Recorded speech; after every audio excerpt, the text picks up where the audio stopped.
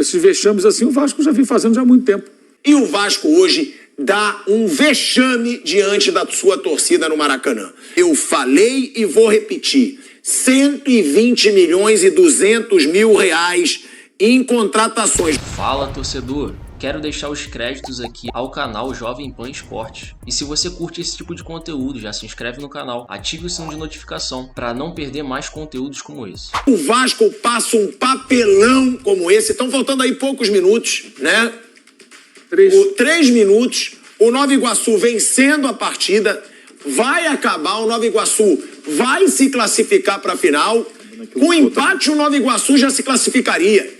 E é aí que entra a maior vergonha para o Vasco. O Nova Iguaçu entrou com o empate, tinha vantagem no empate e jogou melhor que o Vasco de novo, atacou mais do que o Vasco de novo, não se acovardou. E aí eu quero deixar uma coisa bem clara também para o torcedor vascaíno, para quem for falar, mas o Vasco está voltando agora, modesto, investimento modesto. Não! Eu tenho aqui a lista. O Vasco é o 4º clube do Brasil que mais investiu para essa temporada. Primeiro, Flamengo, 158 milhões de reais. Segundo, Botafogo, 132 milhões de reais. Terceiro, Corinthians, 130 milhões. E o Vasco investiu 120 milhões e 200 mil reais para essa vergonha que o torcedor vascaíno teve que ver no Maracanã. Então é um time que tem Payet, reforço de peso, tem Verratti, tem o treinador, o Dias, que também foi contratado a peso de ouro, tem vários reforços, o Vasco da Gama, goleiro de seleção brasileira, Léo Jardim, que salvou no primeiro jogo, era para ser ainda mais humilhante. E o Vasco passa por uma humilhação histórica. Me responde uma coisa, o que o Payet tá fazendo no Vasco? Pelo amor de Deus. O cara, ele tá em outro nível. Dá pra ver nitidamente a diferença técnica dele pros demais jogadores. Payet, pelo amor de Deus, meu filho, sai do Vasco o mais rápido possível. Infelizmente, no Mengão não tem vaga pra você, mas o Vasco não te merece. E digo isso sem ser clubista. O Payet joga bola, isso a gente tem que admitir. Mas como ele foi parar no Vasco, eu me pergunto até hoje. Mas o Nova Iguaçu tá jogando bem. Gente, não dá pra comparar um elenco com o outro, o tamanho de um clube do outro, e o Vasco hoje dá um vexame diante da sua torcida no Maracanã. Nova Iguaçu na final do Campeonato Carioca contra o Flamengo. Boa noite, Bruno Prado, Zé Manuel, Mauro César Pereira. Mauro, é uma humilhação. O que o torcedor do Vasco passou hoje é humilhante. Eu sei que o Nova Iguaçu tem que receber mérito, mas dá até vergonha do que o Vasco conseguiu fazer nessa semifinal, ô Mauro. Ele jogou muito pior os 2 jogos. A questão é que quando é um jogo eliminatório só, né? Aqui em São Paulo, por exemplo, essa fase de mata-mata é de jogo único, né? Aí você pode até entender, uma jornada infeliz, o time mais fraco vence. Mas, na verdade, coletivamente, o time mais fraco é o Vasco, né? Isso ficou bem claro. O primeiro jogo, o Léo Jardim fez 12 defesas. Inclusive o Dorival Júnior, talvez não por isso, né? O convocou depois da lesão do goleiro do Manchester City, do Ederson, né? A conta é simples. Se você tem 2 jogos, ida e volta, e você consegue empatar um sendo amassado e perder o segundo, você é o pior time certo. E não tem conversa. E acabou convocando o Léo Jardim para a seleção, para esses jogos contra Inglaterra e Espanha. Mas o Vasco demonstrou nesses 2 jogos ser um time coletivamente inferior ao Nova Iguaçu. O Nova Iguaçu mais organizado, criou mais situações, muito mais equilibrado em campo, uma equipe bem treinada. Carlos Vitor é o técnico, um treinador que passou por todas as fases possíveis dentro do clube lá da Baixada Fluminense. Começou no Sub-12 e foi subindo, Sub-12, Sub-15, 17, Sub-20, time profissional, e terminou agora nesse momento.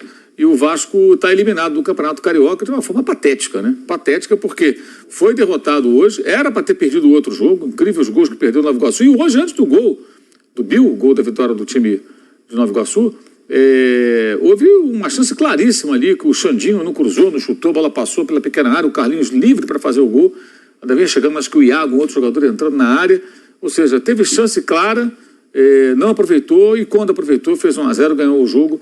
E isso que você falou é importante com relação ao investimento.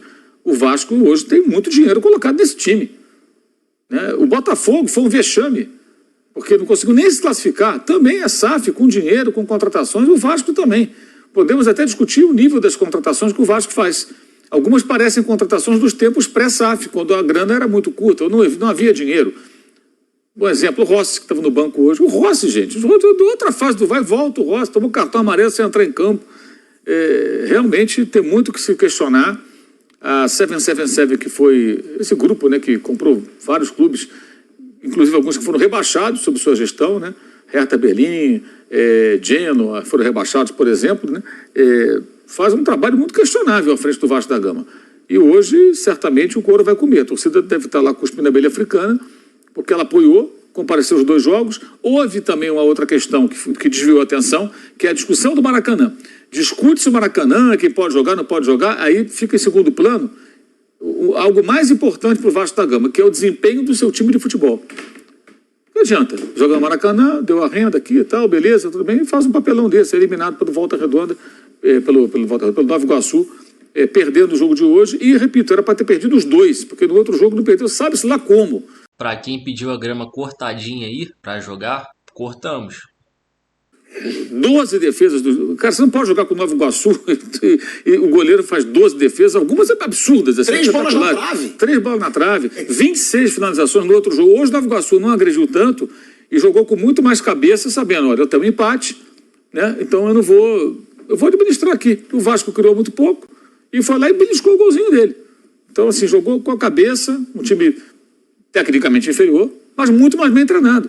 E aí entra a discussão do Ramon Dias, do filho dele, Emiliano, que fica muito nervoso, irritado no final dos jogos, com razão, mas é o trabalho dele, gente. É o trabalho deles que está em jogo. Realmente, um papelão do Vasco, parece o Vasco pré-SAF. Aliás, eu não sei se tem diferença, tenho dúvidas mesmo, entre a relação do Vasco pré-SAF e agora como SAF. Sei que tem mais dinheiro investido, mas com relação à qualidade do trabalho, da gestão do futebol, das contratações, olha, não está muito diferente, não. Esses vexames assim, o Vasco já vem fazendo já há muito tempo. Não precisa de SAF. Faria sozinho.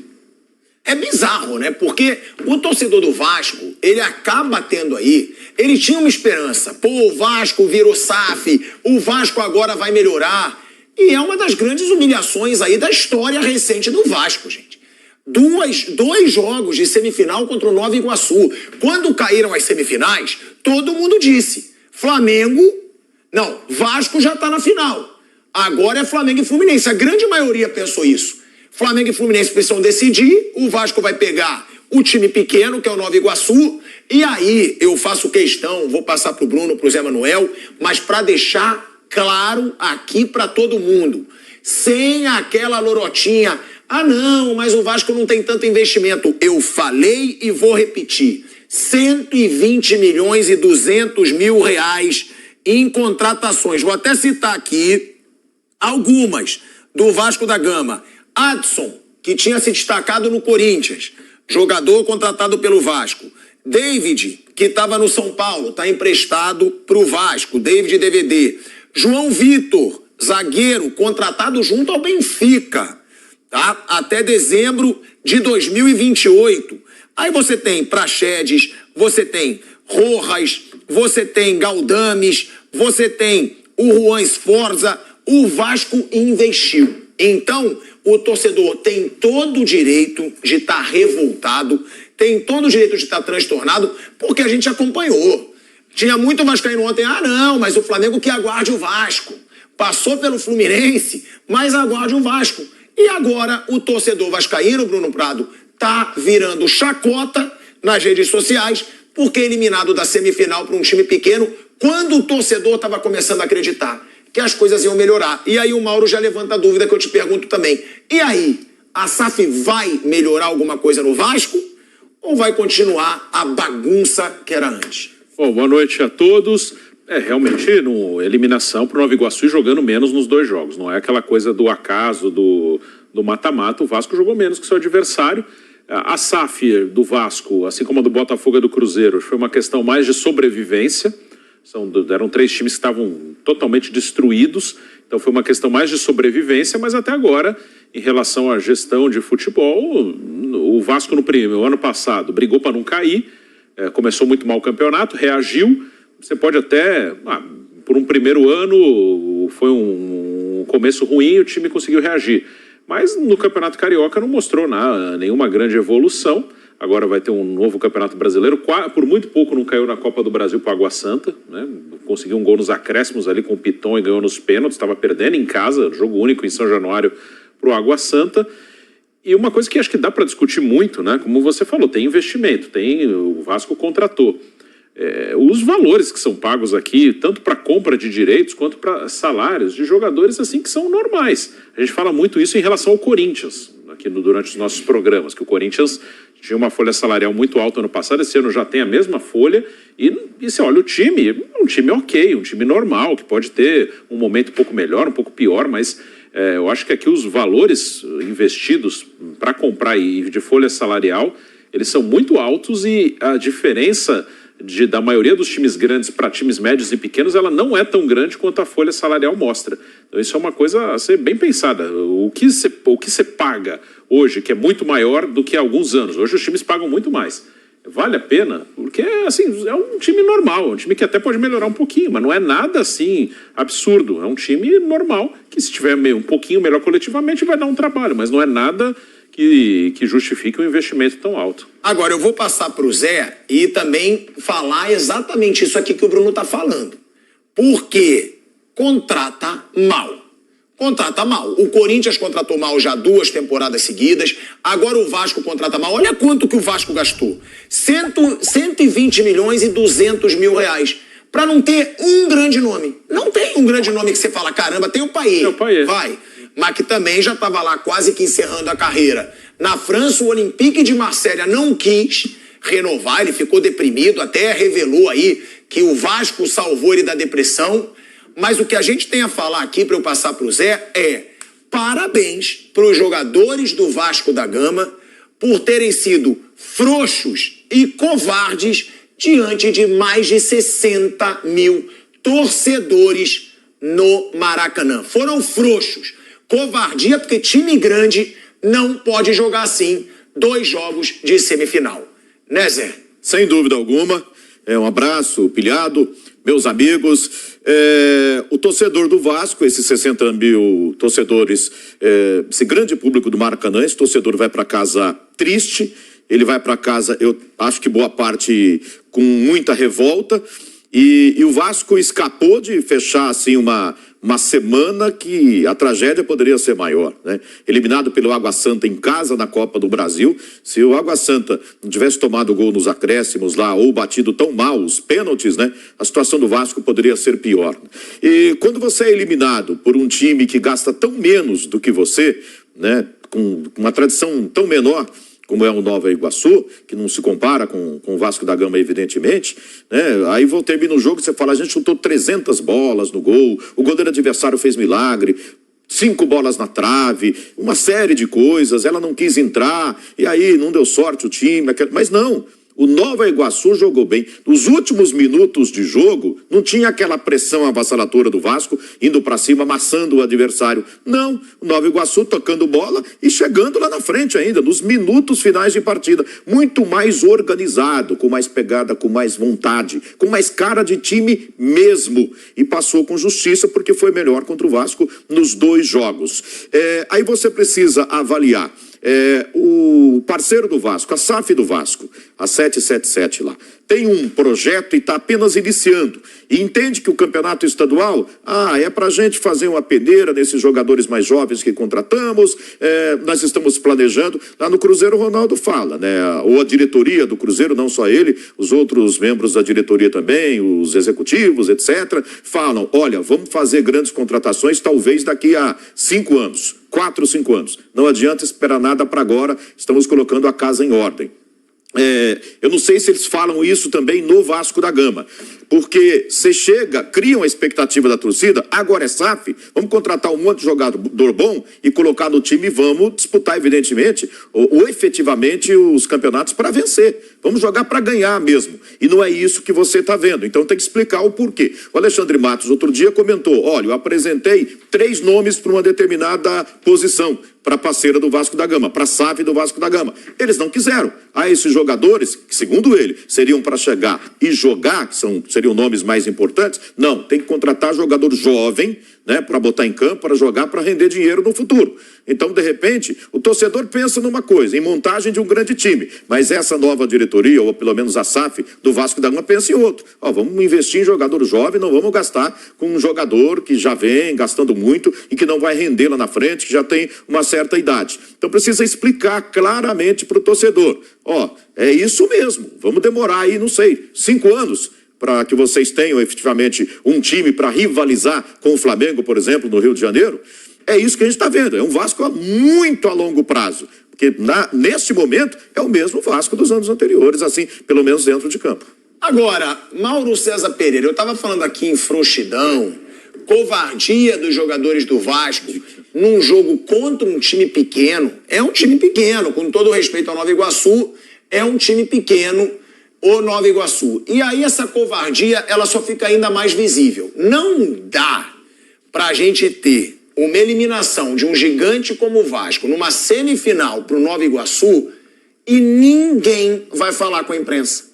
A assessoria do Vasco já deixou claro que nenhum jogador vai parar para falar com a imprensa.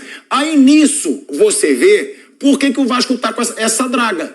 Porque não tem jogador de personalidade, não tem jogador, né, para falar aquela palavra que a gente falaria numa comemoração de jogador, não tem jogador com personalidade e coragem para botar a cara. O torcedor merece uma satisfação, Mauro. Foram 2 públicos sensacionais, repetindo.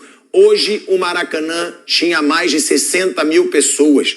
Foi o 2º maior público da temporada no futebol brasileiro.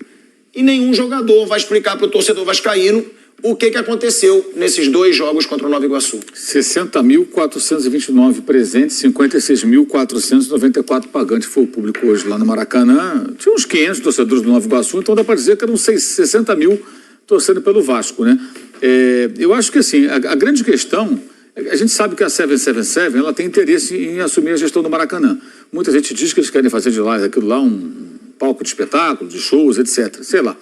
Mas essa briga durante a semana para jogar no estádio, eu acho que sempre digo isso. Todo mundo tem o direito de reivindicar o Maracanã, mas a gente não pode ignorar que o Maracanã, em 2017, estava largado. Quem fazia a gestão era o consórcio encabeçado pela Odebrecht. Depois a Odebrecht ficou sozinha lá com o Maracanã e estava largado aquilo lá. Aliás, a Odebrecht estava ruindo e aí o estádio ficou largado. Eu cheguei a visitar o Maracanã naquele momento, um pouco antes, estava uma bagunça. E aí o Flamengo, ainda a gestão do Eduardo Bandeira de Mello, tinha feito aquele estádio lá na Ilha do Governador, né? Aquela arquibancada no campo da Portuguesa.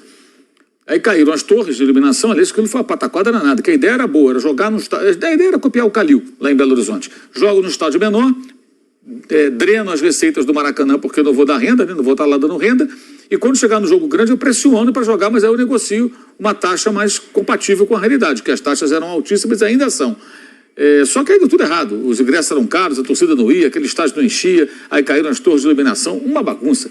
Aí o Flamengo largou aquilo lá, gastou mais de 20 milhões de reais, falam em 24 milhões, e aí negociou para voltar ao Maracanã. E aí meio que assumiu a gestão depois do Maracanã. E depois, adiante, já com o Landim, houve aquela aproximação com o ex-governador Witzel, que foi afastado, também um dos muitos governadores afastados do Rio de Janeiro. Tem uma cena patética que é o Witzel de bermuda branca pulando dentro do campo para cima da torcida do Flamengo para abraçar os torcedores ali naquela mureta, vocês vão lembrar disso, a cena ridícula, aquela bermuda branca, ele pulando para abraçar os caras. Ele voltou do avião do Flamengo lá, de Lima, que foi a aproximação política lá do Rodolfo Landim, para conseguir convencer o governo do Estado a dar ao Flamengo a gestão provisória do estádio. Aí tinha que ter um outro parceiro, outro clube, e veio o Fluminense, e eles assumiram o Maracanã. Desde então, gente, em que pese toda essa coisa patética dessa articulação política abjeta, até pela maneira como foi construída, é ridículo. O cara nem Flamengo, ele é corintiano. O governador que depois foi afastado lá, parecia que ele era o torcedor símbolo do Flamengo. Coisa ridícula. Mas, enfim, virando essa página da seção comédia, né? O fato que o Fluminense e o Flamengo assumiram o estádio. Inicialmente até mais o Flamengo, bancando o estádio. Houve uma pandemia. O estádio ficou ali sem público, sem receita nenhuma. Fluminense e Flamengo jogavam lá. Aí o Vasco não queria jogar. Agora quer jogar. Quer dizer, quando interessa que vai ter público, assim é muito fácil. Mas o estádio foi erguido com dinheiro público. Sim, concordo, mas por que não participou antes? Por que não se... Olha, eu quero jogar no Maracanã. Não tem torcida, não, mas eu quero jogar no Maracanã. Mesmo na pandemia. Não quis. Aí agora quer. Então tem muitas vertentes essa discussão. Né? Por isso que eu acho que o Flamengo, acho que o Fluminense é a mesma coisa. Não sei se o Fluminense tem condições, o Flamengo tem condições, tem que partir para o seu estádio mesmo, largar aquele negócio lá. Até porque é um estádio horroroso, né? Esse Maracanã atual é horroroso. O outro não, o outro era um templo. Esse é uma porcaria. Um estádio ruim de acústica, a torcida fica longe, caro para chuchu. Eu falei aqui semana passada, a renda passada de Vasco Nova Iguaçu, os times dividiram 37% da renda bruta. Eles dividiram 500 e poucos mil para cada um. O Palmeiras e o Corinthians ficam com cerca de 70% da renda do estádio. São Paulo também, que tem muitos descontos e tal, mas se der 1 milhão, cerca de 700 mil fica com o clube.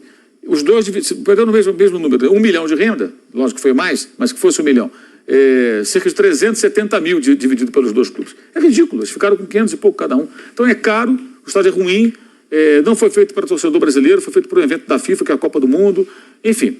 Então, fugir daquilo lá é o que o Flamengo deveria fazer e o Fluminense, se possível, também. Mas, enquanto isso, eles não têm opção. Aí fica essa briga. E essa briga tomou conta do noticiário durante a semana. Pouco se falou dos problemas do time de futebol. Só se falava disso. O noticiário do Vasco era isso. Não, Maracanã tem direito e tal, mas o mando era do Nova Iguaçu. Mas o Vasco parecia o maior interessado em jogar. Os caras se preocuparam tanto em jogar no Maracanã. Maracanã para todos. Mas esqueceram do principal, que era estudar o adversário. E aí toma uma cipoada, bem feito, passa vergonha, porque fez um papelão para jogar no Maracanã. Como o próprio Mauro César disse aí, quando não tinha público e não podia colocar público, não queria assumir os custos também. Mas agora que tá na boa, quer voltar a jogar, sendo que não colabora com nada. Aí fez um papelão e toma uma cipoada de um time que joga Série D. Não desmerecendo o Nova Iguaçu, mas a gente tem que ser realista, o nível é outro. E para fechar com chave de ouro, tinha que ser um cria do Mengão para fazer um prédio na cabeça dos vascaínos. O nome dele é Bill. O que caracteriza, na minha opinião, tem vascaíno que fica com raiva quando eu te falo isso, é inversão de mando de campo também. Porque você está jogando num estádio com toda a torcida a seu favor. Se vai para um estádio menor, pelo menos, você minimiza isso.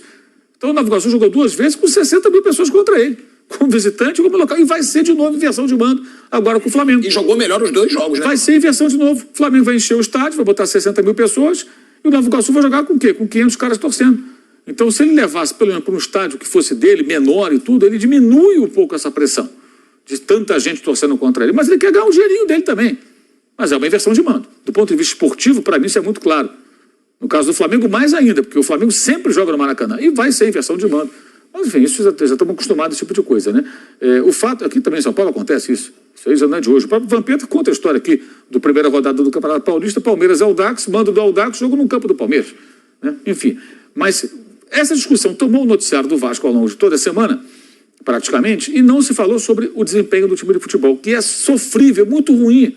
O time do Vasco é um time ruim. Tem jogadores de nível técnico questionável para tanto investimento. O trabalho do Ramon Dias, do seu filho Emiliano, no momento, é um trabalho fraco. O time não tem nada, gente. O time é vulnerável. Aí ele fica sem saber o que faz com o Medel, põe de volante, põe de zagueiro, mexe, põe de 3 zagueiros, muda para 2 zagueiros. Mas não acontece nada.